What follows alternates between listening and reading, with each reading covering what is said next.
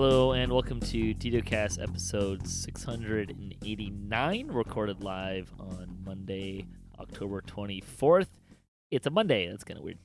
I'm your host, Patrick. With me this week, we have a new guest. New to DDOCast, but not new to DDOCast stuff. Grubbby. Hello, everybody. Welcome, Grubbby. Grubby's on DDOCast Splat, and he's playing in our Tomb of Annihilation, and has done some other stuff with me. So relevant to today, we met on Hardcore Season 3 and have been playing a lot of late. I don't know if you want to add anything.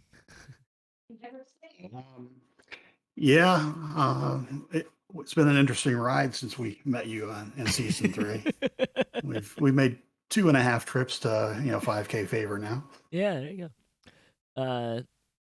So let's see. This week's screenshot: Frog's Bottom lights up the Isle of Dread sky with the Nightmare and the 569th screenshot of the week. Yep. That's a really nice screenshot. It is a nice screenshot.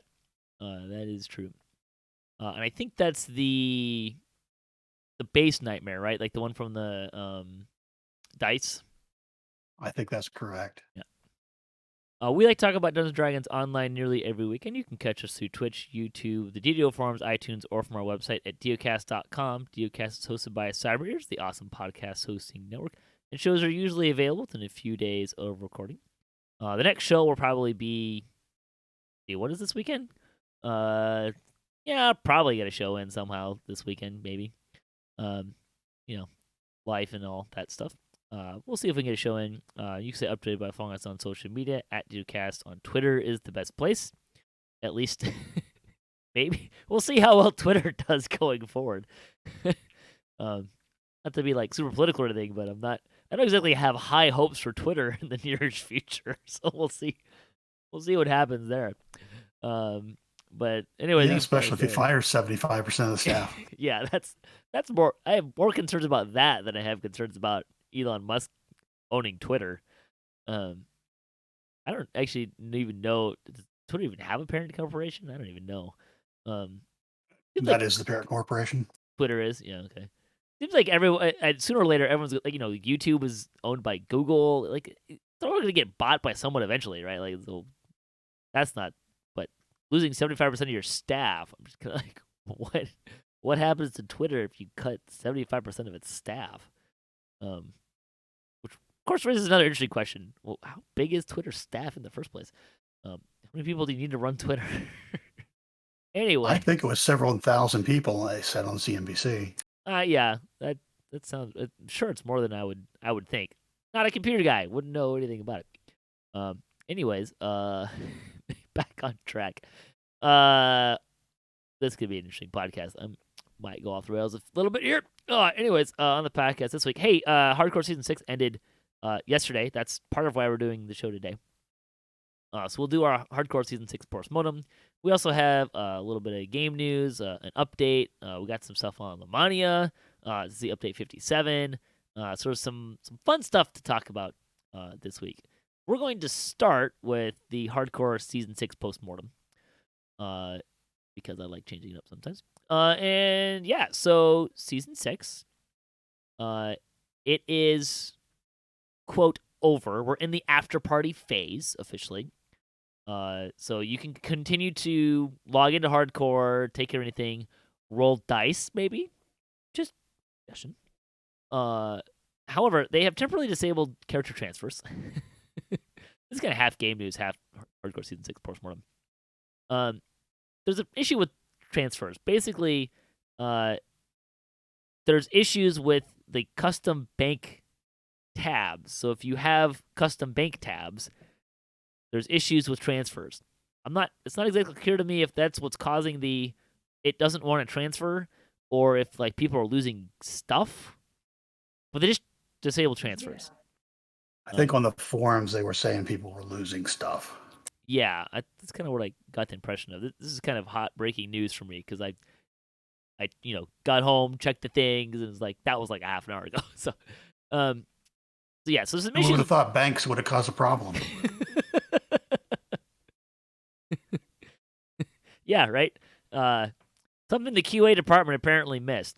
on this one on the character banks. Um, anyway, so they'll have more information soon. Until then, you can kind of fart around on hardcore and get your stuff ready to transfer. Um, I will let you know when they decide when the transfers are going to be. As always, I recommend get your characters off sooner than later. If you're rolling dice over there, send someone over with the bulk of the stuff, and then like the last couple of days, like have someone rolling stuff and bring that character over or something like that. That's kind of how I recommend doing. Anyways, so that's what's going on there.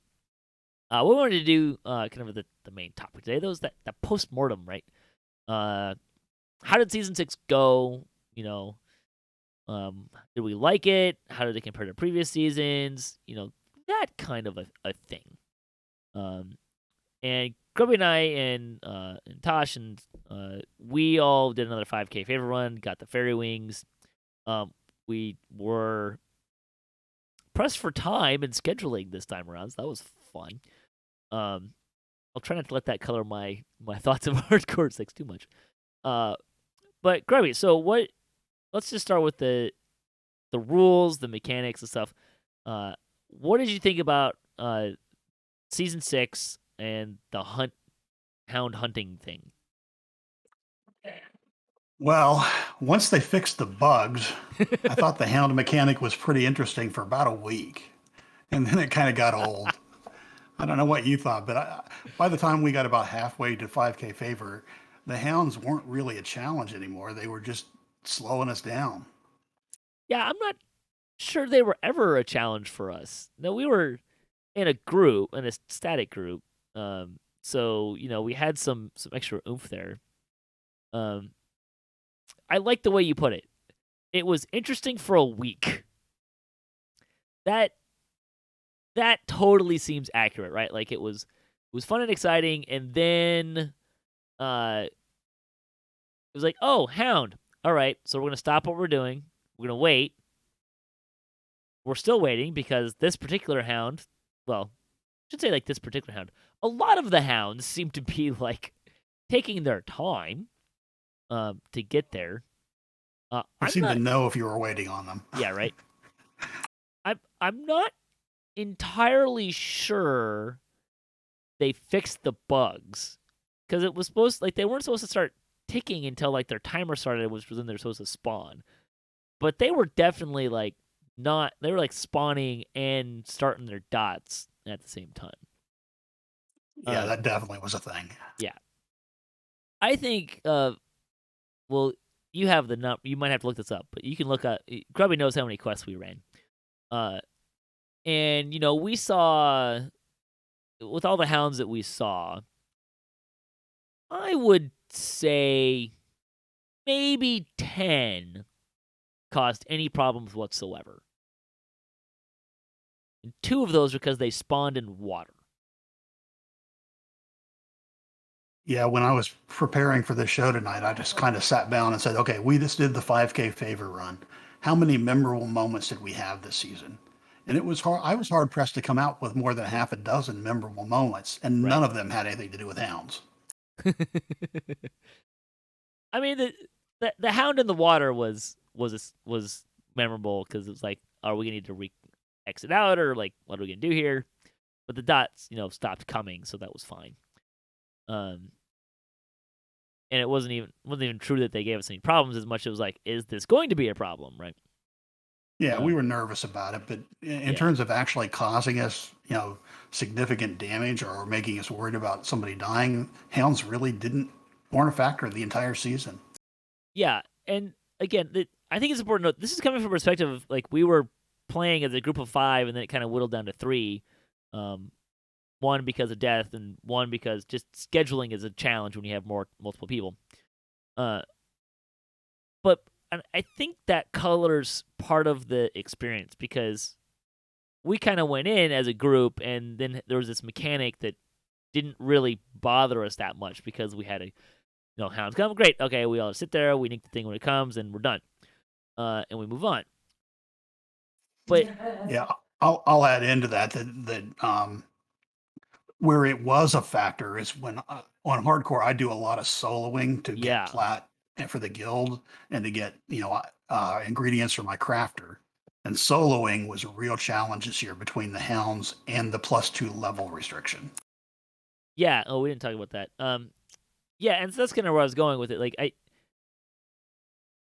here's where this, like you were saying earlier, that it was cool for a week, right? The ramifications I felt of the hound mechanic were it slowed you down because it wasn't like it was necessarily a problem, but you didn't. It's hardcore. You don't need to amplify things, right? So there's a hound here, and you stop, you take care of it, and then you move on. There were a couple of times where we sat there and was like, okay, we don't want a hound during this part, so we're gonna sit here and wait for a hound.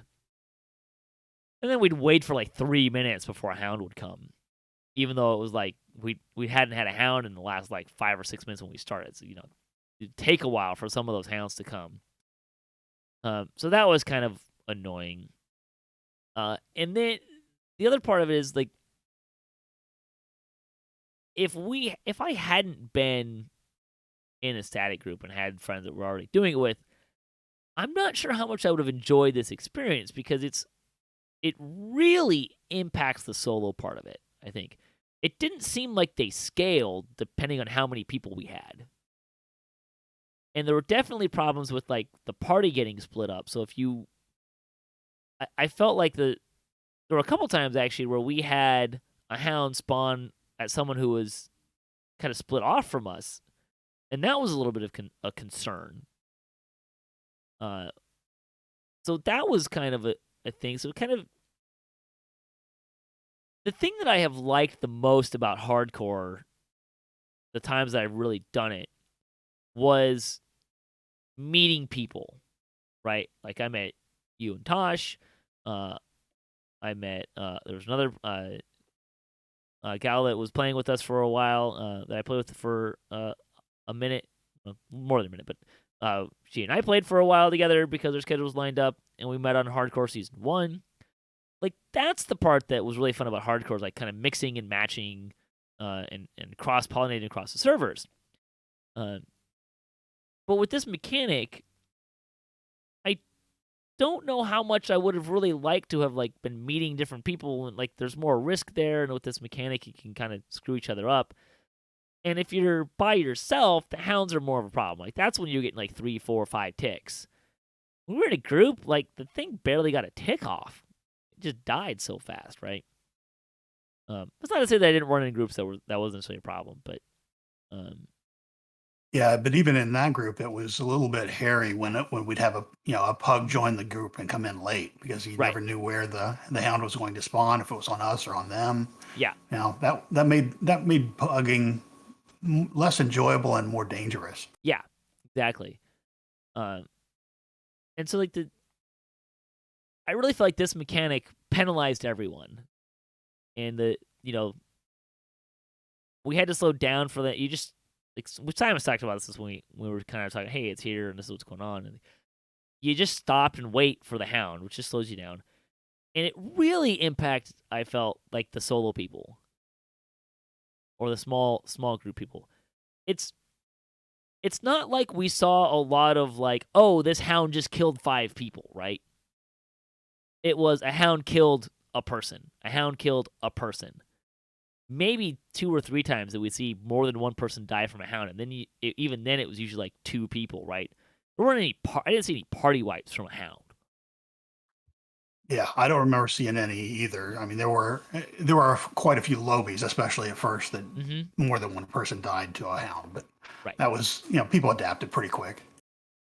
And like, I feel like the thing that we should compare this to is like the Mimic Hunt, because the Mimic had that like kind of random monstery thing, but that was with chest and kind of a moment, but it doesn't really like slow you down any. And there's actually something to be said about does it make sense for you to loot certain chests, right?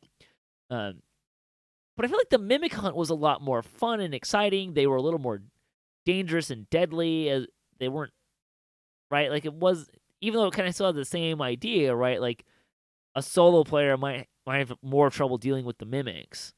Yeah, the mimics were a little nastier, but you had control over the situation. Right. So I loved the Mimic Hunt. I thought that one was a lot of fun. Hound mechanic. I'll say it this way. I appreciate the swing. I like that SSG did it.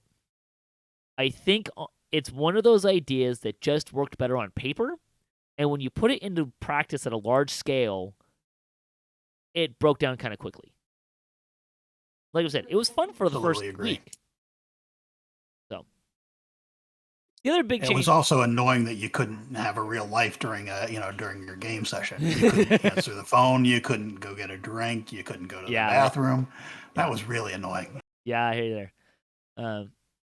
The other thing that they lowered the level lockout to +2 instead of +4. That didn't really bother me. I kind of liked that. It forced you to be a little more, it brought the challenge up a little bit. So that I didn't mind. And I've actually had, when I did Reaper runs in Heroics, a couple times I did that. I was running at that level anyways, so it wasn't really that big of a shock for me. It's also where I normally just, in my normal gameplay, run at that level. So for me, that wasn't really a shock or anything. It didn't really disrupt anything. I suspect for the solo players, that was probably more of a problem than for group people. Yeah, it was definitely a problem for me trying to farm. It had two effects. One is it made the hounds much more dangerous because I couldn't be 4 levels over, and thus I had to be really careful farming. But it also meant that I had less levels at which I could go in and farm a quest. So I had to, my farmer doesn't usually have to hold levels, but this time he did. Yeah. What did you think of the rewards this year? I actually will give them good marks for the rewards. I thought they were pretty well done. I thought the cloaks were pretty good. The horse was really nice. And the wings were really well done, even though I'm probably never going to turn mine on. Yeah. There were a couple, myself included, that like some of the rewards, like, oh, maybe I will do hardcore this year.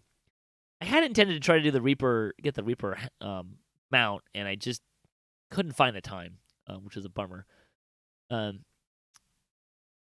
But the rewards were nice. They looked slick. I also liked that they kind of switched around where they were, right? So the mount was the second Reaper mark. Right. And yeah, I think that was a good change. The pet was 1750, right? So I like how they moved that around a little bit and kind of changed where they were, so you get different rewards at different things. And then the wings were at 5K, right?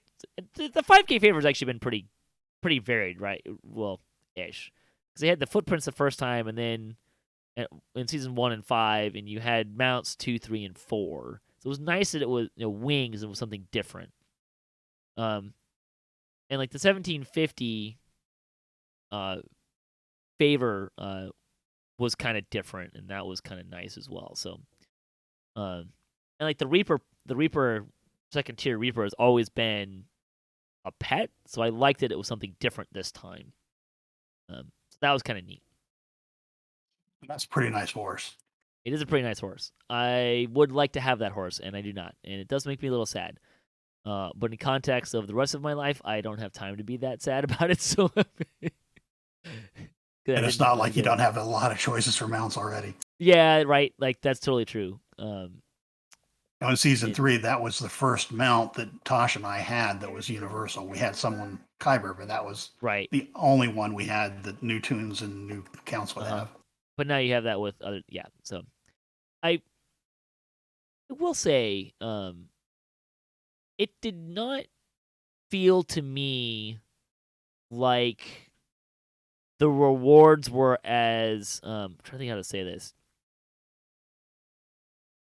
They don't like mesh together as well. I didn't feel like, if that makes sense.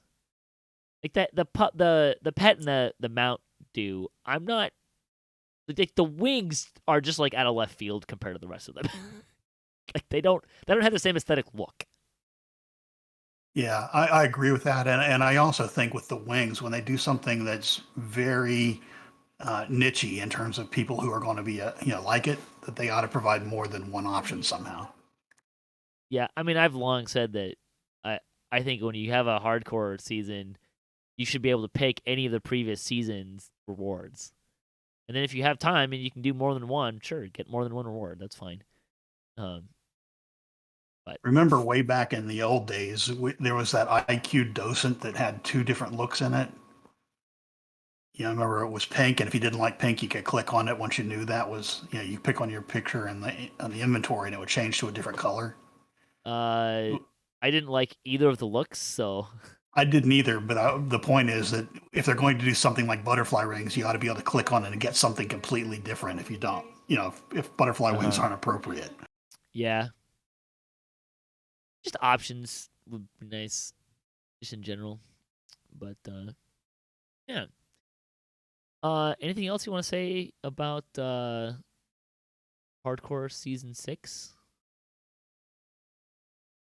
Well, you'll probably disagree with me, but I also didn't care for them changing the system fairly substantially in the middle of the season. Oh. It didn't affect our group, but if I was running for for the leaderboards, I would have been pretty pissed when they changed the system mechanics substantially mid-season. Well, they did. We did have two favorite souls so like that hit us a little bit. I'm trying to think. What was the other? You trying to think of what else changed during the season? There were some, I'd have to go look them up too. But the thing that hit me was if I had built a favored soul specifically to run for Reaper points, that could have been a pretty major change to my chances to make it. Sure. And I know why they did it, but I personally think that was a pretty bad decision. Yeah, big changes in the middle of hardcore. Weird. I don't know what I don't necessarily want them to wait for hardcore season to end though either, right? Like if you're doing 6 months of hardcore every 15 months, I'm not sure I want them to stop making those choices. Plus, it was kind of fun to see. Like some people did pull out the archetypes on hardcore, which is kind of fun to see. Yeah, my farm or tune that made it to 20 was actually a Sacred Fist. So yeah. I agree with that. And I don't mind additions. I don't mind new quests. I don't mind new classes. But when they change the existing mechanics of something that you built for at the beginning of the season, I'm not a fan of that. Yeah, that's fair. That's fair. I will say though, at least as far as the favorite soul nerf went, as much doom and gloom when it was on the forums, I was expecting to notice it a whole of a lot more. I just did not notice it that much. By the way, Celestial Bombardment's really fun to play with. I noticed on Kyber when I was running Reaper, there was a substantial nerf. Yeah. On Elite, it didn't show up, but in Reaper, it did. Yeah, that's probably fair. All right. So there you go. That's Hardcore Season 6. Fun was had for the most part. Death happened.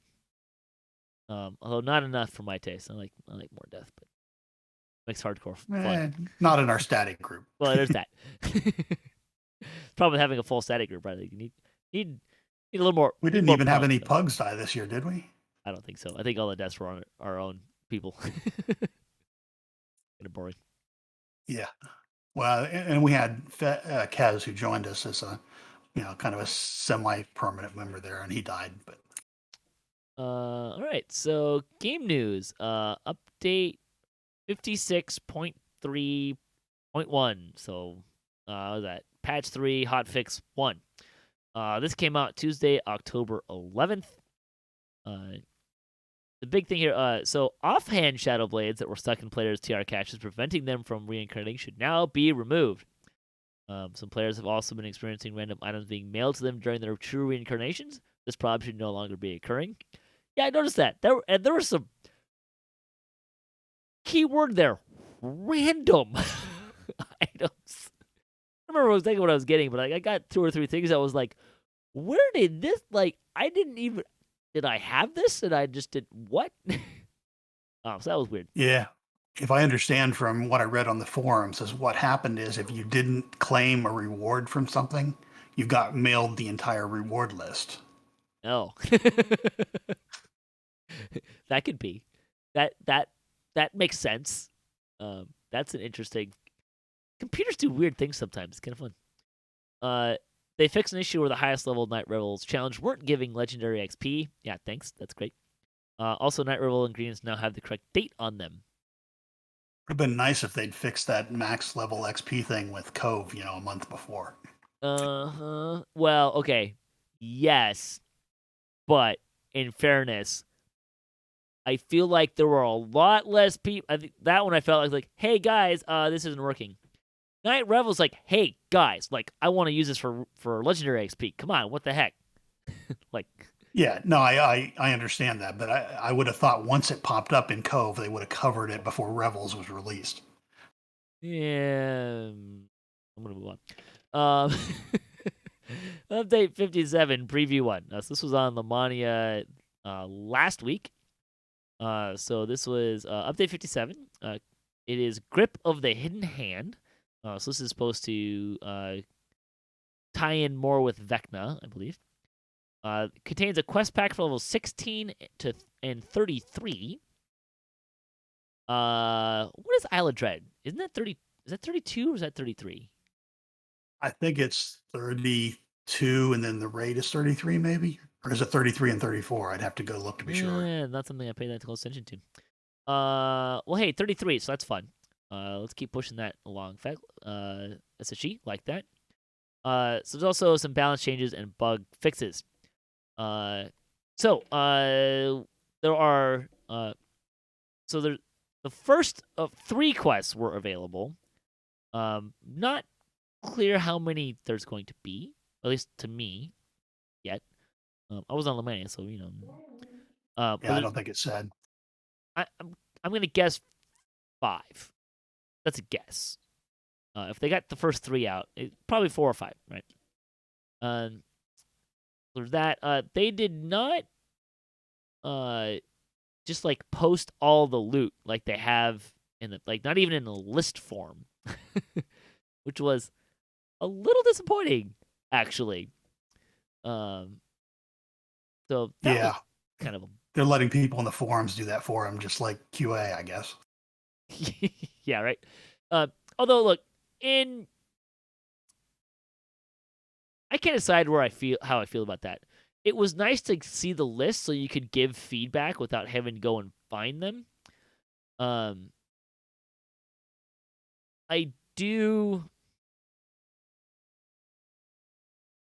appreciate the discovery process for players, right? Like, go and find it and see what it is and see what drops.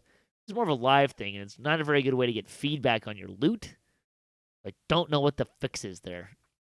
I think it's better just to give us the list, right? But well, they stick all the loot in the dojo on a guy, so you can get it all right. just by That's going true. there. So they're just letting somebody do that, get the loot, and post pictures on the forums every time.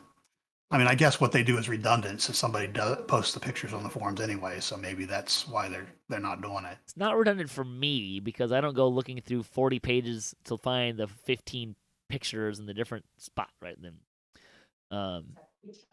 Fair enough. I like the list format. That was just nicer and cleaner. I did look at a couple of pictures though. I didn't see anything that really jumped out at me. Yeah, I thought it was actually pretty crap, except the augments. A couple of the augments were pretty nice. Yeah, there were some augments there that I remember seeing. So that's what's going on there. We'll come back to the hit point pass and the abuse system, which are kind of the bigger features. Some of the bug fixes, several stances like power attack and combat expertise no longer put all spells on cooldown for no reason. It's always kind of a weird thing. That's handy. Yeah, nice. The Path of Light feed is now properly worded to Blade Forge, although the Lord of Blades will be very sad if you choose to forsake him. Yeah. Force and Tandem from Fade Arc Illusions now correctly lasts through death. Primal Avatar spells are now appropriately leveled, and therefore some of them work versus liches. Yep. The way that they calculate and categorize spells like that can be kind of weird. There's some things that's like they don't work on those mantles, and there's other things that do, and you're like, why is this but not that, right? And it's usually related to special abilities, like Epic Destinies or enhancement trees. Kind of weird how those go sometimes. Yeah, the SLA, functional spell level seems to be pretty random from the outside. Outside of the spell, like the ones that are actually spell levels, yeah. Yeah, well, I mean, from outside the dev team, that probably has some sense inside the team, but from looking at from the outside, I can't make any pattern out of it. It would probably help if they just put in like this is a this level spell, which they do sometimes. But yeah. The place I really noticed it is with healing spells and the Titan, the purple Titan in Master Artificer. Certain XP elixirs now function more reliably and no longer have a minimum level of 20 erroneously. Cool. Razor Claw shifters using Smite Evil will use better animations. Players will no longer see an invalid item has been removed from your inventory when receiving an auto-consume item like Astral Shards from your daily dice. I actually saw that like maybe 2 days before these notes popped. And I had to like, invalid item has been removed from your inventory. Like, wait, what? What is that? And then like because I just rolled my daily dice, I looked to see, did I get Astral Shards? And it was. That's what it was. But it was happening on other things because I saw it, probably 15 times for different things. Interesting. So not just Astral Shards. I would assume like the XP gem from a saga might do that. Yeah, that's kind of what I was thinking it might have been. Items can now be organized within the tabs of the Reincarnation Bank, and items can now be moved from the Reincarnation Bank to the Personal and Shared Bank. This is not live yet. If a bound character item is moved from the Shared Bank, the transfer will fail, and the item will be placed at the top of the main tab of the Reincarnation Bank. Thank you for thinking that ahead of time. It's kind of annoying when you're doing reorganization within the shared bank, because it does that as well. So if you're dragging something from one tab to another tab and it decides, for instance, it's an exclusive item, if you've got that exclusive item in your inventory, it kicks it to the main tab and gives you an item's exclusive, even when you're just dragging it between tabs. That's funny. So here's some fun. So these are the gameplay changes. Wading through shallow water is now a bit faster when moving forward. About the speed it would be if you jump skipped. Yeah. If you are upset about this change, go away. This is a great change. This one's also fun. The spell Longstrider now makes you ignore the effects of shallow water. That's useful now. That's a really creative use of a spell, and I like that. Scorpions will no longer burrow unless they are bosses or mini-bosses, and will only do that due to close the distance, not in melee. Yay! Yeah. Phase spreaders will no longer phase as much when going toe-to-toe in melee. Right? And monsters will now cast Tactical Detonation on a longer cooldown. This is the first time I can remember reading the notes and going yay on every one of the gameplay changes instead of boo.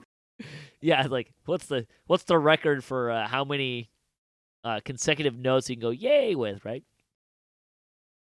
Well, this is it for me, I think. What is this? 1, 2, 3, 4, 5. We have to start keeping stats on that. UI changes. Feats with the skill requirements now display those requirements better in their tooltips. That's good. Oh, we should say with the gameplay changes, they did reformat the order of the notes a while back, so that also could be part of it. Players will no longer be given a confirmed dialogue when looting an item that is bind on acquire when in a party with only henchmen. Didn't they make that change like 3 years ago? I don't know, but I've been running into it a fair amount on hardcore. Maybe it's just maybe I'm thinking of the stuff that's bound to character like in the raid chest. Maybe that's what I'm thinking about. Yeah, you I don't you remember can't this one pass. changing before, but it could have. I think that's We've what had a lot of boomerang problems. I think that's what I'm remembering is the raid rooms, the stuff that they won't let you pass, not asking to loot it. I think that's what it was. The bank system's tab rename button has been updated and is now a button labeled rename. Boy, that's a clever idea. Somebody should have thought of that at the beginning. I mean, there's only like 2 buttons there, so it's not like it's super hard to figure out.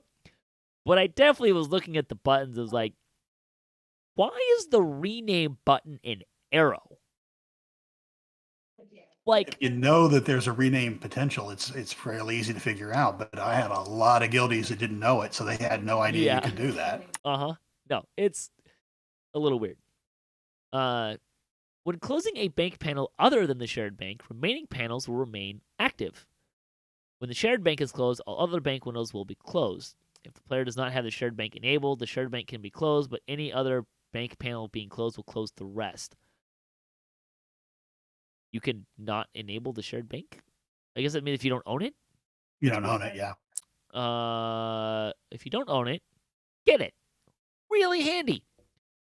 Yep, I would agree with that. It's a very high priority purchase for everybody, or it should be. Yeah, wait for sales, and then when that stuff, we're about a month, 5 weeks, 6 weeks away from December deals.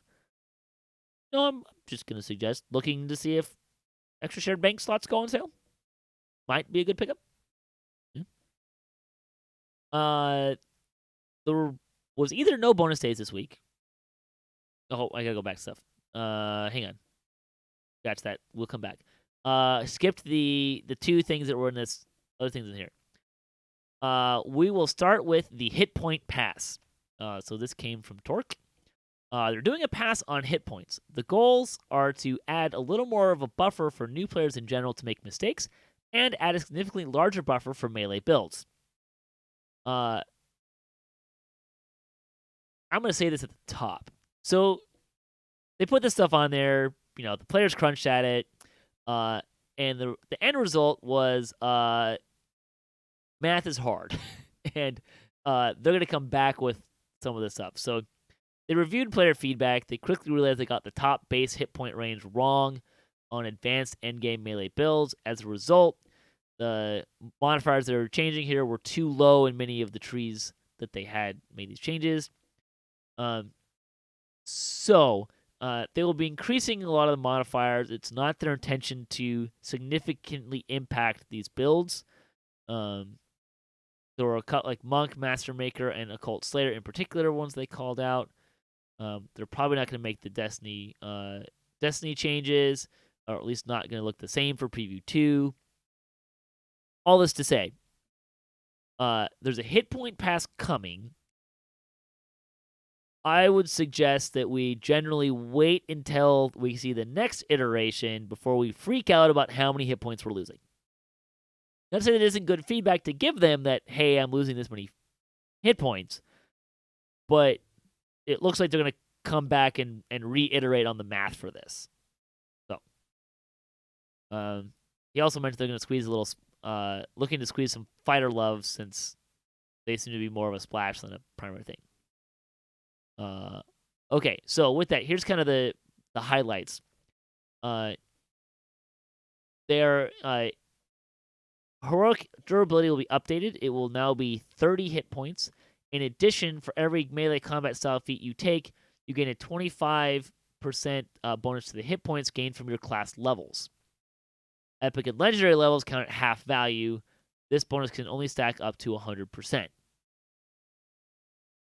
So some extra hit points there. I believe currently most of the percent to hit points, they're just keying off the hit points from your class levels, right? Yes. Yeah, that's not a change. So there's a potential for a lot of extra hit points here. Nope, melee combat style feat. They're not there. And it doesn't actually say what the bonus is. I'm assuming it's going to stack with the other ones we already have, but they're also going to boost the base hit dice of certain classes. So, all classes with a hit die of D4 will be increasing to D6. Bard, Artificer, and Rogue are increasing to D8s. Ranger is increasing to D10s. For those of you who don't play pen and paper, I believe this is in line with 5th edition hit point dice. Yeah, it made me think of 5th edition changes too, so I think they're more in line now. Yep. All right.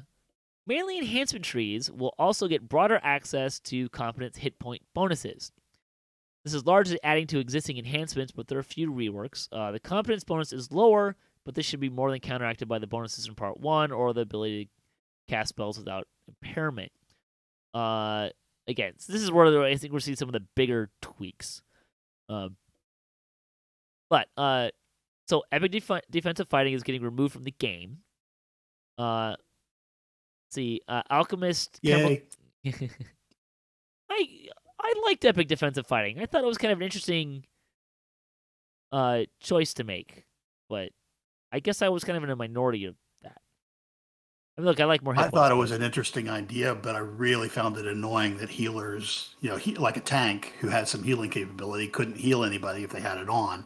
And they're a hit point, bag of hit points, so they had to have it on. I mean, sure, but that's the choice that you're making, and that was the intent of it. Anyways, Alchemist Tier 5 Chemical Weapon is getting a multi-selector called Chemical Body, which will get competence bonus. I'm not going to read the percentage because they're probably going to change.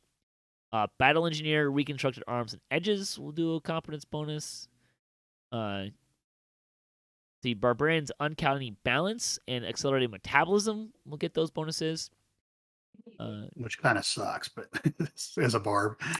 Uh, Accelerated metabolism is a selector. You have to choose between that and a really good DPS enhancement.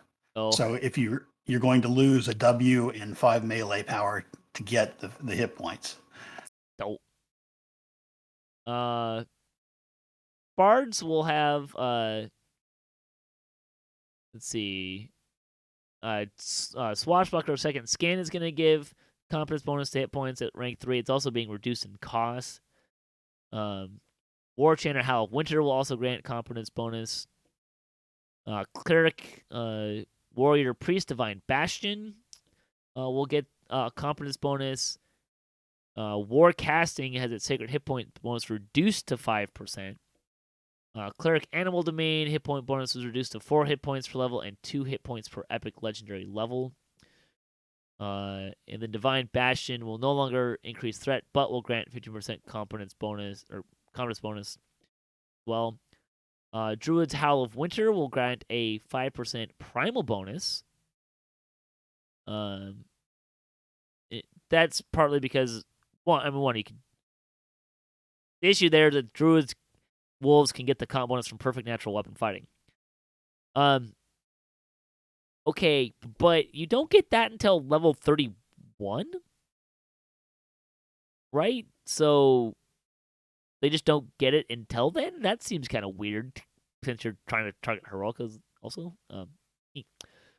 Yeah, a lot of the competence bonuses were clear up in tier 5 in the tree, so they were hard, they were pretty late. Well, I'm surprised they're in tier 5 because that makes them exclusive, and that seems kind of like the word they should be. They should. I mean, I guess they wouldn't stack anyways, but. Favorite Soul, their Stat of Heart is also being changed to 4 hit points per level and 2 per epic and legendary level. Divine Champion no longer increases threat, but grants 20% or grants competence bonus. Not sure how I feel about like the no longer increases threat, but I mean, I'm not sure that they really need it and can really utilize it either, but I don't know. Fighter Kensai Weapon Master got competence. Thick of Battle in Tier 5 is replaced with a flat passive 100% threat bonus and also 60 maximum hit points. Against All Odds will grant 60 hit points, and Brutal Impact will also give the competence bonus to hit points. Monk. Tier 5 Henshin, Mystic, and Ninja Spy Self-Defense will grant the hit points. Meditation of War will, in stances not Earth, will now grant a lower competence bonus than Earth stance, but no longer gives a quality bonus. I have a question. Why does the Shintao one give a different bonus for Earth stance, but the other two don't? That seems weird. Also, that the other ones are lower than the Henshin and Ninja Spy. I understand the thinking here. You got me. Several things here didn't make sense to me, and that was one of them. Yeah. Tempest Dual Perfection from Ranger gives competence bonus. Rogues Light Armor Mastery in Tier 5 and Spinning Staff Wall from Acrobat get that bonus. Knight of the Chalice Vigor of Life, Vanguard Brutal Impact, Sacred Fist Divine Strike, which was renamed as Divine Striker. Those all got competence bonuses to hit points, which kind of funny because I mean they have the tree, whatever. Like there's this whole thing in Sacred Fist, right? That there's something you can take that, or it's a feat I think you get that you're considered to have heavy armor for the purposes of the Defender tree stance. Yeah, it's one of the cores. Which is also competence bonus. So kind of funny. Yeah, it's a little funny. Sorcerer and Wizard had to do a bit here since the shortened spell range playstyle is going away. So Knight Transformation was updated. While it's active, your base attack bonus is increased to character level. When you successfully hit with an Eldritch Strike, you gain Knight's Strike, so that's a 30 universal spell power and 3% spell crit damage or critical spell damage. The improved one is now where you're going to get a 50% the competence bonus to maximum hit points, regardless if the toggle's on or not. Knight Striker, Knight Strike gains +2 evocation and conjuration DCs and 20 melee power. Passive is you gain mobile spellcasting. That's kind of nice. Controller is enchantment DCs and illusions, +4 spell pen, 20 melee power, and also mobile spellcasting. Why does the controller get? I mean, I guess you don't need spell penetration for evocation and conjuration, but I feel like the extra spell penetration there gives that more things. That's kind of weird. Warlock is getting no updates. Even though only one of their tree has competence bonus to hit points, and everyone else is getting, like, every tree gets competence bonus to hit points. Warlock, just the one. Sorry, Warlocks. I guess. That's pretty normal, isn't it? Yeah. Sorry, Warlocks. That's their theme, I think. Not wrong. Falconry, Tier 5 Dangerous, now has a competence bonus as well. So there's a multi-selector, so if you pick the Dangerous option, you get 10 melee power and competence bonus hit points. Pick Swift, you get range power. Vishtani as a new enhancement, Grudge Bearer, multi-selector off of Vendetta, and gets the competence bonus to hit points. Trying to think of which one's Vendetta, because I don't look stuff up beforehand. Anyways. And then we'll skip. They're looking at doing some changes to Unyielding Sentinel and Fear of the Wild, but it looks like maybe that's not going to happen, so we'll skip that. All right, so there you go. That's the hit point changes. By the way, Vendetta is a +1 to critical threat range and +1 to critical damage multiplier in Tier 5. I figured it was going to be something that was going to hurt to not take. Yeah.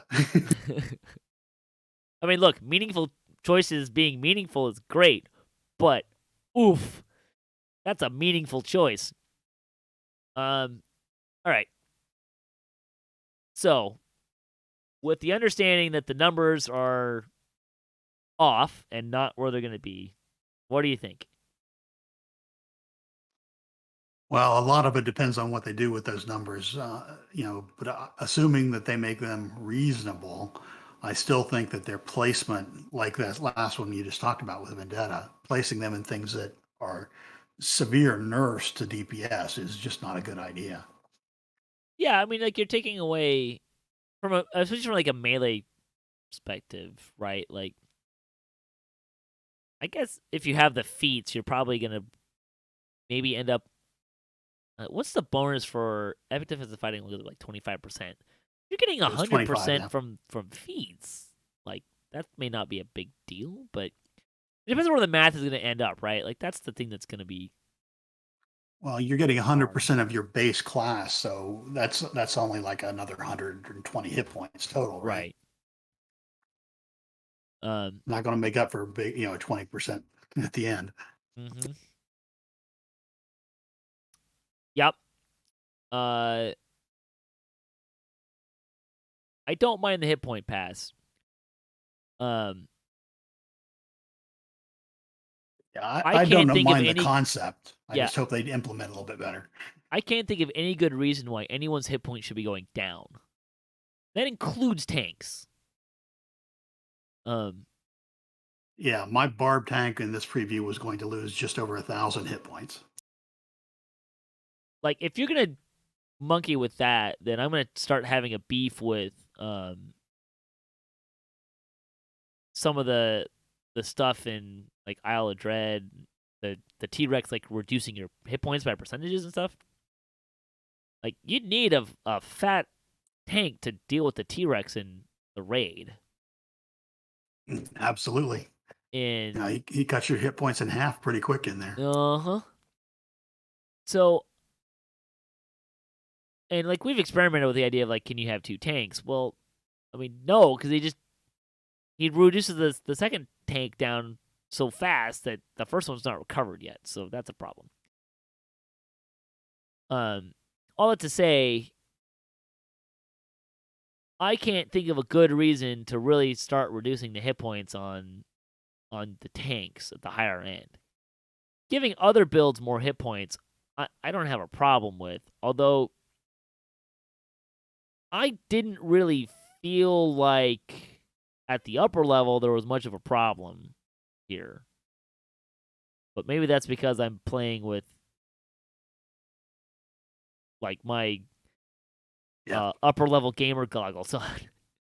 Yes. In your guild, that's not as much of a problem. In my Yeah, guild, there's a lot of people getting one shot there. yeah. So like I don't have an issue with raising hit points, but I don't think people should be losing in this. That's the big thing for me. And that's I think kind of the concern. I like that we're putting more access in different places. Like that's great. Um I think like you nailed it on the head though. Like if you're gonna put it in multi-selector, it needs to not be like, oh, like either take the extra hit points that are gonna make up for the hit points you're losing, or take the DPS that you need. Like Yeah. that's Lose a crit range and a crit multiplier. Yeah, that's a good trade. yeah, right. Like we're not taking away your hit points. We're just telling you have to pick between your hit points and the DPS, the massive DPS boost. Like, come on, like that's not cool. Don't do that. I agree with it. I think everything's okay here as long as they get the numbers right. But I still kind of, they for years they've told us they don't like having required choices in trees. But wherever this competence bonus is a Yeah, required choice now. yeah, no kidding. It is kind of a hot take. I think it should be in the course. Like it should just be part of course, I agree with that. right? Like And the big chunk maybe in the last core, so you have to be pure. Well, no, then you're shooting multi-class, so it's got to be it doesn't have to. You don't third, just fourth, and fifth core. yeah, but like you can. You're trying to get yeah, you can put it in different cores, right? Like if you want to have it at 12, fine. Just put it in every fifth core, like every core at 3. Like you get a bonus, and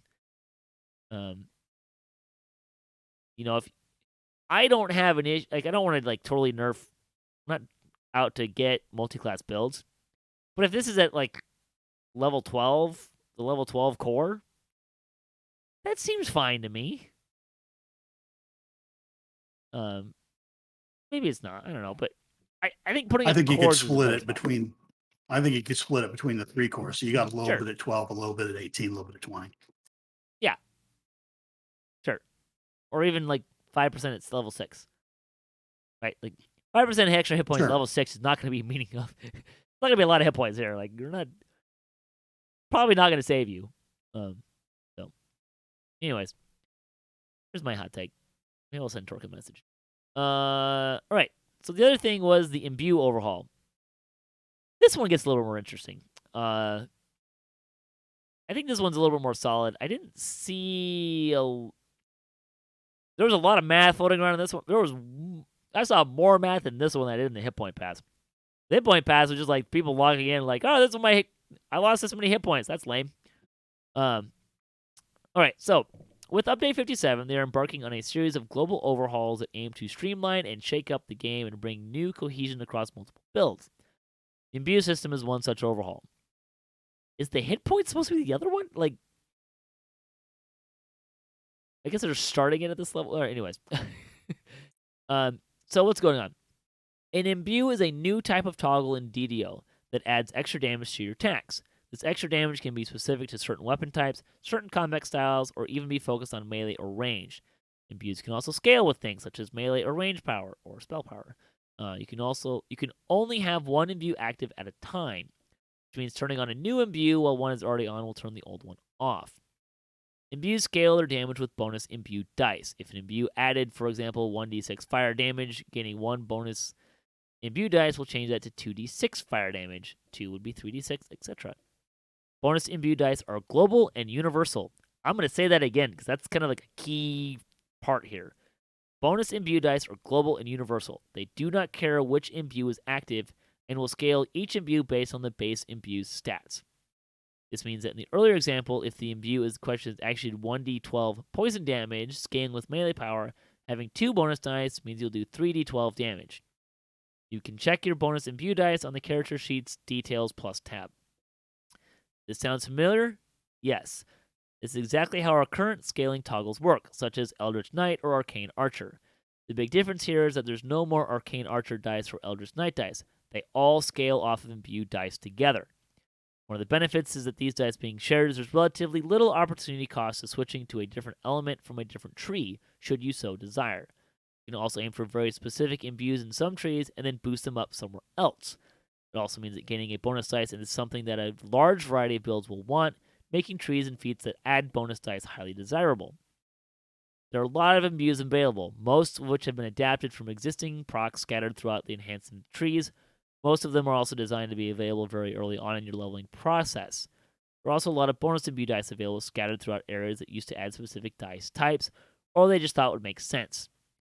The sheer amount of changes and additions makes concise notes relatively tough, so they've split them into sections based on the source. Yeah. So, boy, there's a lot here. I think we'll give kind of some highlights. I'm not going to go through like each line specifically here, but I want to give some of the highlights. So Alchemist, Vile Chemist will have a 1d8 poison damage and poison spell power scaler. And then the cores will add dice. And I think you can get, 6, 7, 8, 9, 10 dice out of that one? Pretty good. Sounds pretty high, doesn't it? Well, the second core says +1 dice per 3 alchemist levels, max 6 dice. Yeah, I think you're correct in the number of dice you're getting from there, but 10 dice from the core sounds like an awful lot to me. Yeah. Don't tell him. Artificer, Battle Engineer is getting a new tier 3 that has 1d6 electric damage that scales with electric spell power. They'll get some dice with while equipping rune arms. The spell elemental weapons will now grant a +1 bonus to imbue dice, and greater elemental weapons will now grant +2. Is that in addition to what it already does, or is it changing what it does? My understanding is it's changing it to just imbue dice. Yeah, okay. I think that makes it a little less That make it less or more exciting. It's make it less useful, right? Because you'd have to have more.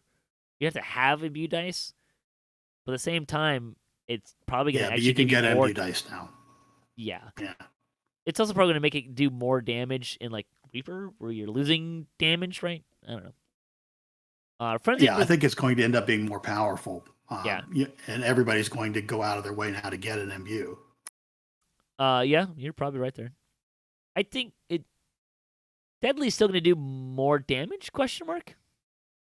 Ooh. Number crunchers might have to play with that because if you're getting two dice to imbue dice, that could maybe not be true. Yeah, and the Deadly imbue dice now scale with either spell power or melee power, depending on Mhm. which kind of imbue it is. So Yeah, I think greater elemental weapons might be more. Let's see, barbarian, frenzied berserker is getting a bane damage, scaling with melee power. For a hot minute, it was going to do some damage to you, and then that went back away. Death Frenzy yeah, is also going to I add don't know if dice. you looked at the calculations, but someone figured out that if you were an Reaper 10 and you did a cleave and hit like 8 opponents, you would do almost 4K to yourself. Nice. That would be amazing. Yeah, no, the if it could do one flat dice, sure, but flat damage, but it's also doing like one per dice, which was just kind of like, come on, like we don't need that. Uh, Bard War Chanter gets a cold with cold spell power, and Swashbuckler gets a sonic damage with sonic spell power. That's replacing the sonic on crit. Also, War Chanter, each Corby on the first is granting dice. So that's cool. Clerics, woof, they get a lot of. So Dark Apostate gets an evil damage with evil spell power. War Priest gets a fire damage with fire spell power. In tier 4, much higher. Okay, so War Priest gets one in tier 4, right? One the fire damage imbue. In core 2, 4, and 5, they get one dice, which means you're getting +1 dice before you can get the imbue. Yeah, there was a lot of logical inconsistencies here. I mean, I don't. It's just kind of funny. I don't necessarily have a problem with that. It's just kind of funny. Well, Wrathful they may have a weapons. racial imbue, so if you have a racial Which, imbue, you'll yeah, be using them. you can get earlier ones, right? So they'll have tier 5 and we'll have one there. Dark Apostate is so they have like +1 dice in tiers 2, 3, and 4. Tier 5 is granting 2 dice, and cores 3, 4, and 5 are granting a dice. So what is that? 1, 2, 3, 4, 5, 6, 7, 8 dice in Dark Apostate. Some of these get a lot more than others, although that makes sense for Dark Apostate because that's kind of a core thing that's going on there.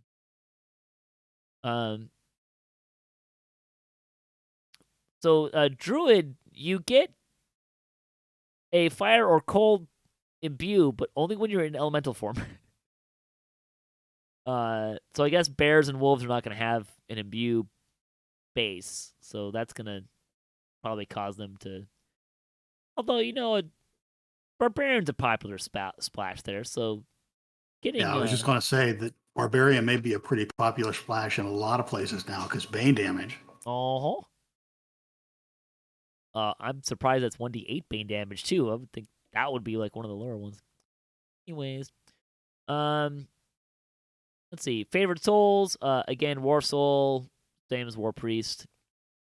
Fighter, nothing, not a thing.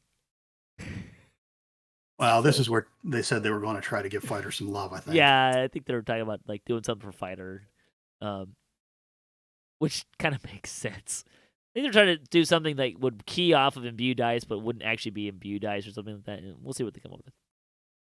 Monk, Ninja Spy, so we'll have poison damage.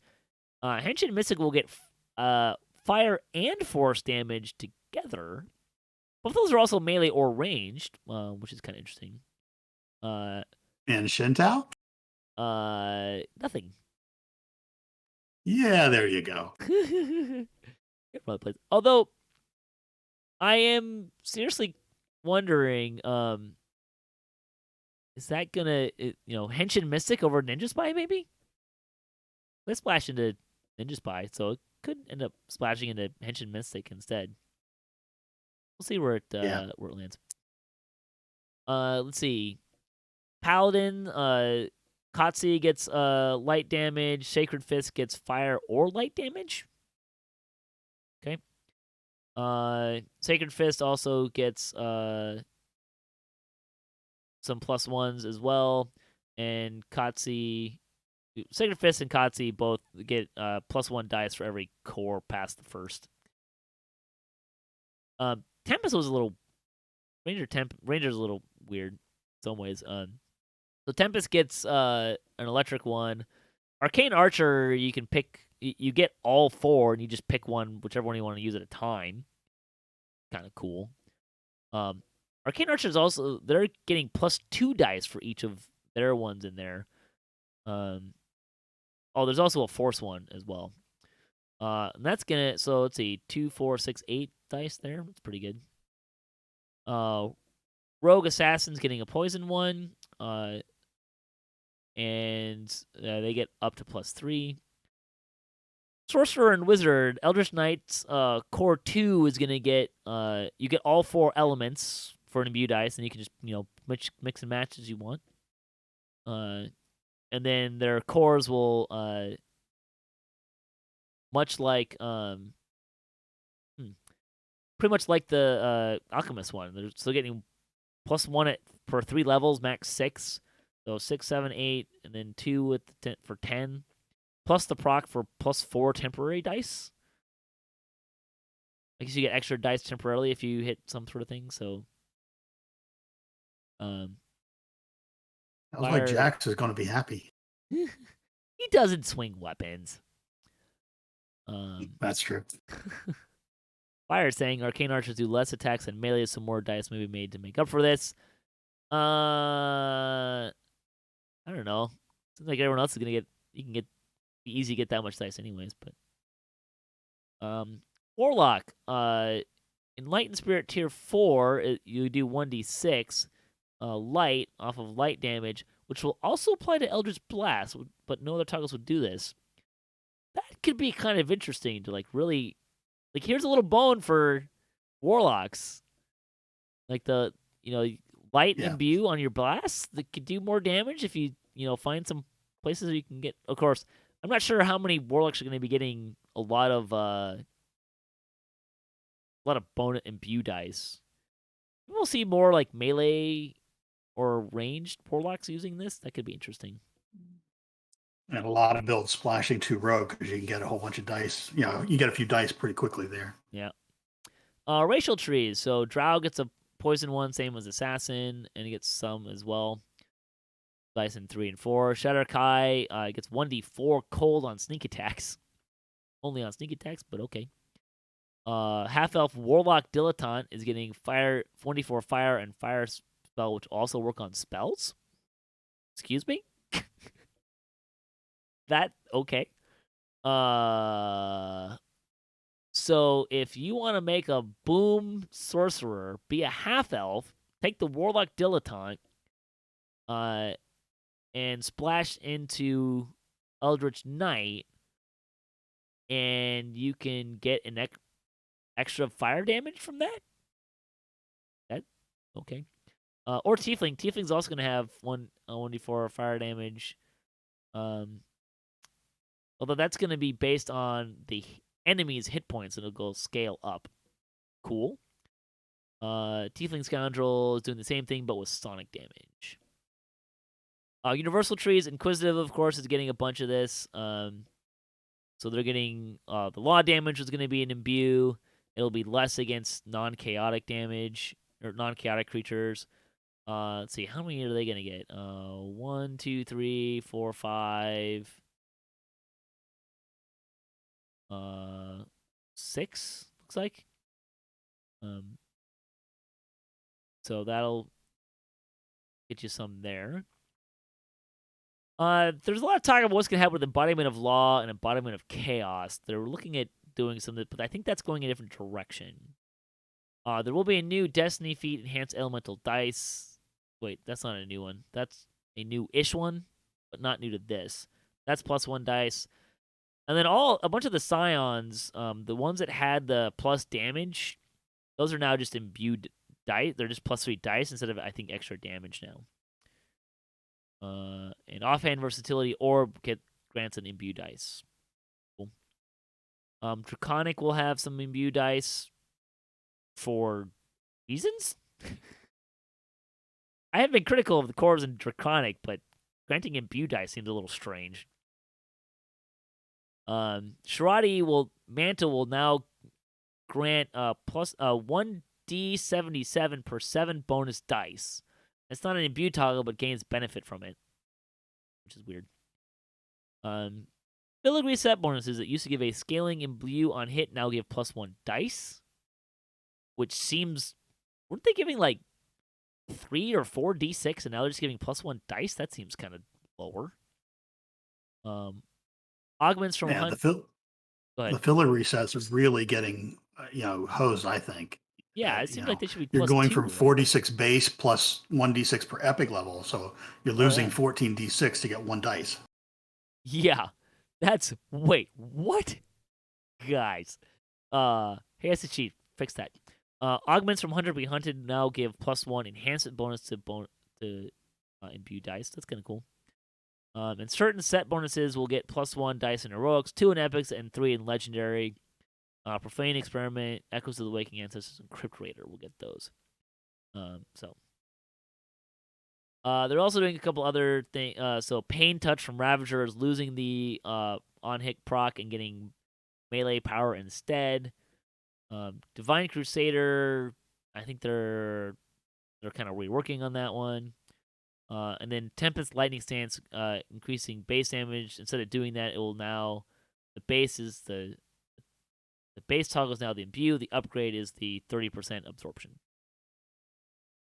Woof. Okay. There's the system. That was a lot. And kind of crunchy. Thoughts? Go. I think there's a good year, maybe 2 worth of overpowered builds that'll have to be whacked in this.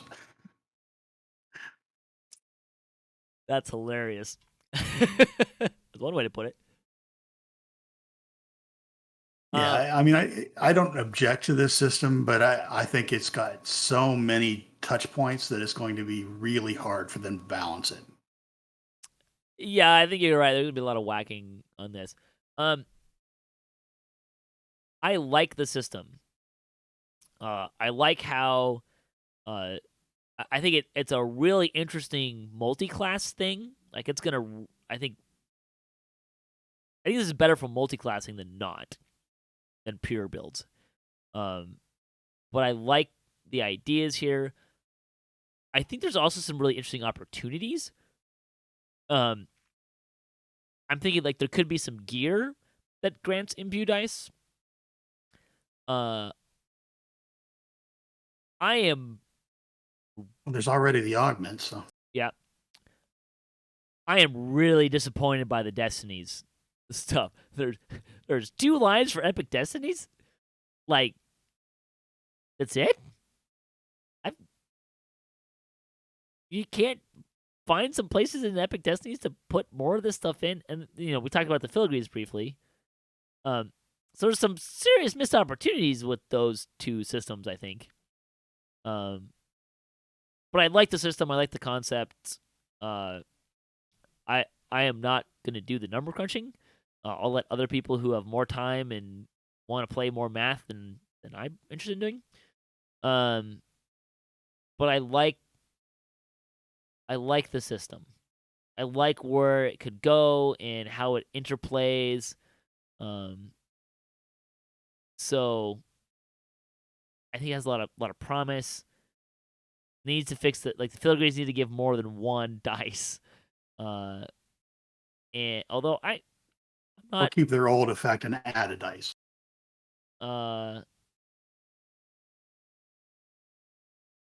Yeah, used to give. Yeah, so they need to give more than 1 dice. Or they need to give like 1 dice at every point or something. Like just 1 dice for a 4th set.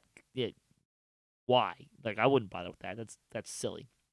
You can get better stuff with that filigrees now. Well, it makes reverb required because that's only 2 to get the set to get the dice. Sure. Well, but +1 dice, maybe.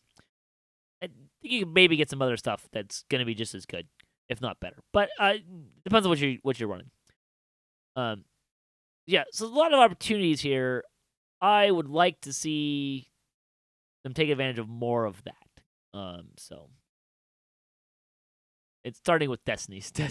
Destiny's like filigrees are just too low. Just change the number. Destiny's need to like. There should be some opportunities there.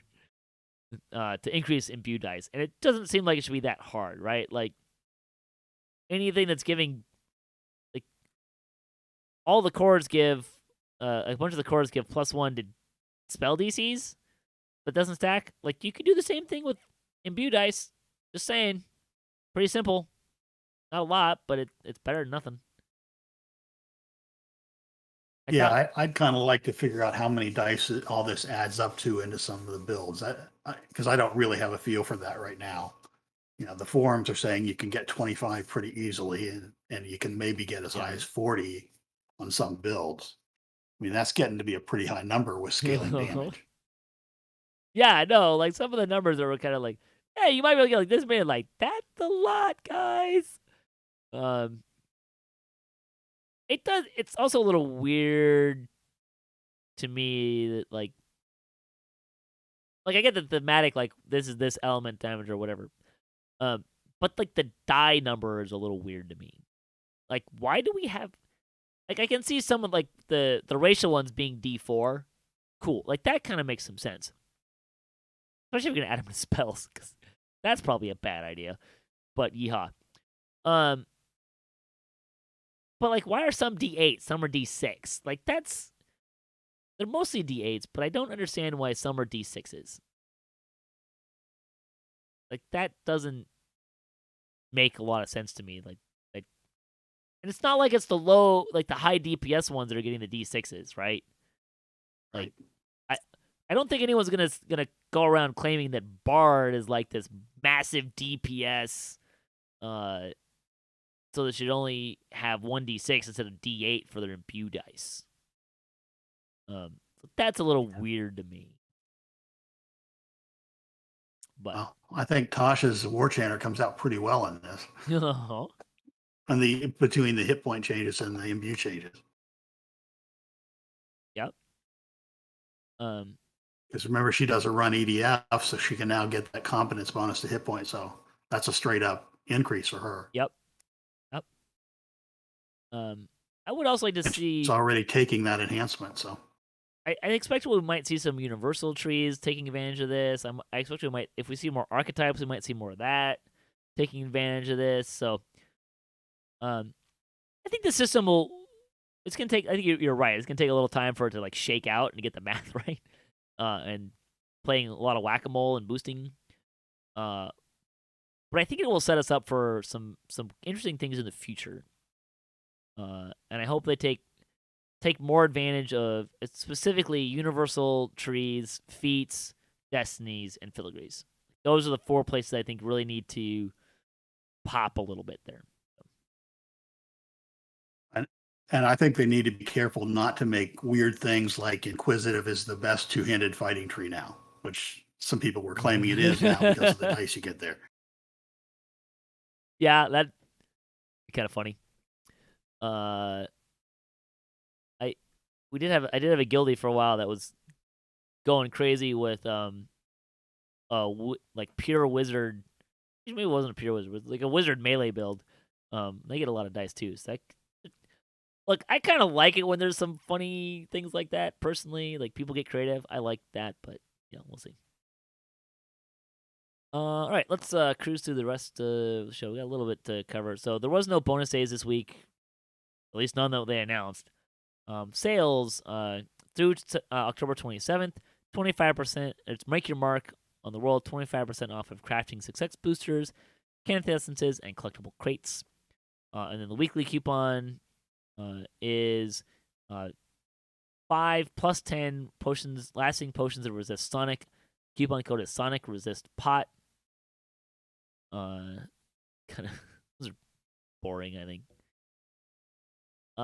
Community news. Want to talk about SSG and Extra Life. Their Extra Life campaign is on. Campaign? Is that right? Fundraiser? Look, Team SSG is raising money for Extra Life. This is a great program. What it does is it's basically gamers raising money for sick kids. So they're hoping to raise $20,000 for Boston Children's Hospital this year. With teams handling its own games, that's both Dungeons & Dragons Online and Lord of the Rings Online. There is a forum post which we'll link to in our show notes. If you donate, there is you can fill out a survey and then you get some incentives. I haven't looked. Let's see. What are they at yet? Probably doing pretty good. Yeah. So, Go Team SSG. They've already raised $17,451. And this went live 11 days ago. So Go Team. There's some raffles. Boston Children's does great things for kids, so that's a really good, good charity there. I feel like they hit 20,000 last year. I don't remember off the top of my head. I feel like there was they did. I think they even had to add an incentive for 20,000 because they blew past whatever their target was or something like that. Maybe that was the year before. Anyways, there's a bunch of incentives as well. So you can get a bunch of stuff from the community loot list if you've never done that. There's a lot of fun stuff there. Really, I mean, it's more cosmetic-y stuff than anything else, but there's some point codes that are going to be going out. I mean, they've already hit the 5, 10, 15, and 15,000, so let's see. 10, 20, 30, 500 point codes.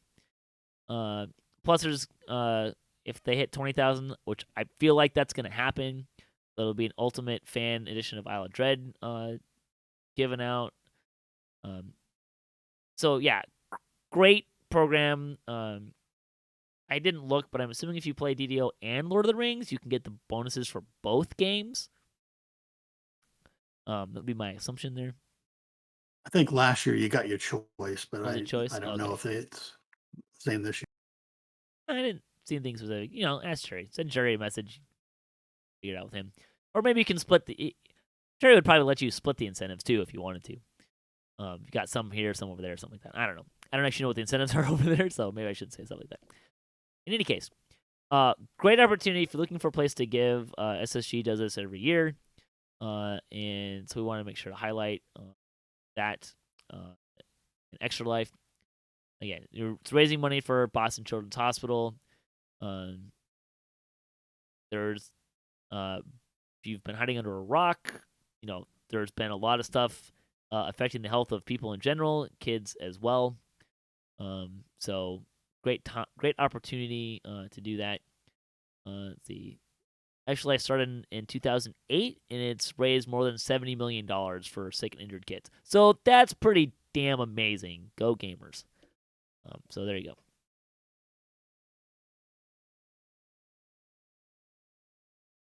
Did have a little bit of lightning post. See, Kirkos wrote in. It said, with the bake tabs hopefully stable, started to get set up some time to declutter the randomness that makes overlook things. Tabs that Kirkos has found useful. Dice XP, consumables, lobby gear, and festival stuff. Use that festival tab just to hold the current festival collectibles so they're easier to find and use. In general, the stuff that's left in the main tab is gear going to and from mule characters. Interested to hear other ideas for organizing these. Also love being able to search the TR cache. Don't see a need for tabs there. Collectible bank is in desperate need of tabs. Yeah, no kidding. I hate it when I dump bags into the bank and the count increments, so to click through 40 pages to get to the end and see what overflowed. Yeah, just a go to page button would be huge for some of these banks, right? That would be kind of nice. Yeah, and especially since they add to the end, there at least needs to be a last page button. No kidding. That'd be great. As far as like what to put for tabs, I'm still mostly just using the search function and the level sorting. I don't know if you've started building out tabs in your bank. Yeah, I've got a few. I've done a couple of the things that he did, but I've got a possible food gear where I dump name stuff that I'm expecting to feed, but I want to check Reaper and Mythic bonuses and all that stuff first. Good point. And, and then I've got I got it in my main shared uh, bank. I've got a melee gear, a caster gear, survivability gear, and utility gear, so that when I go to put together a new TR, I have all the things I need, kind of categorized there. That's the things I found the most useful. I have too much consumable crap in my shared bank to do that. I have to like put them on mules and stuff. A little annoying. Right. But you also only have really, you run basically alchemist for your TRs whenever you can. So you don't, and I run, a sacred fist and a barb and a alchemist and a warlock. So it's a little more complex to find that stuff. I'm doing other build. I'm running a warlock right now. I noticed that. It seemed weird. Just wait till I get to the point where I'm just like, how many classes can I do two-handed fighting weapon style with? Imbue stuff's gonna be kind of fun with that, actually. So look forward to that. Yeah, so there's some ideas there. Not so much in the shared bank, but I kind of do like level ranges for gear. Just so I can kind of go to that tab and start pulling stuff out. I will probably make a cosmetics tab, just so I can kind of look at them all together, and specifically for like hair dye, which I keep in there because I had this idea that maybe I would use them for streaming or something. I don't know. Those ideas that sounded better on paper in practice. In any case, so there you go. There's some ideas. If you have other ideas, leave a comment on those. Help them out. Yes, Fire. I know that you can make a tab for it has search function for levels. I like to. I don't know. It's easier to click a tab and do it that way. I'm weird. Yeah, don't count on the search function by level working. It's pretty horked up at the moment. Oh, is it? I didn't know that. Every time you put, well, not every time. There are some paths through their drag and drop routines where it assigns the augment level for. Oh, yeah. Yeah, I know what you're talking about. Yeah. In any case, that'll wrap up the show. Thanks, Grubbby, for joining me today. This was fun. Thanks for listening to the show. Thanks to all the folks who helped make DDOCast happen, and to Staying Some Games, Wizards of the Coast, and to Cybers for hosting the podcast. If you'd like to support the show, you can visit our website at DDOcast.com, or you can support us on Patreon. If you have a DDO-themed webpage, or you Twitch DDO and you'd like to be featured on our website, email us at DDOcast@gmail.com. You can also hit us up at DDOcast.com for show notes, MP3 user counter, previous shows, and other fun stuff, including some adventures in DDO, D&D tabletop, and stuff. If you have a comment on the episode, a question you'd like to hear us answer, a topic you'd like to hear us discuss, or you just want to say hi, leave a comment or email us at DDOcast@gmail.com. You can also find us on social media at DDOcast on Twitter. It's the best place. So until next time, may all your attack rolls be crits, all your chest level appropriate, have fun, and don't forget to gather for buffs.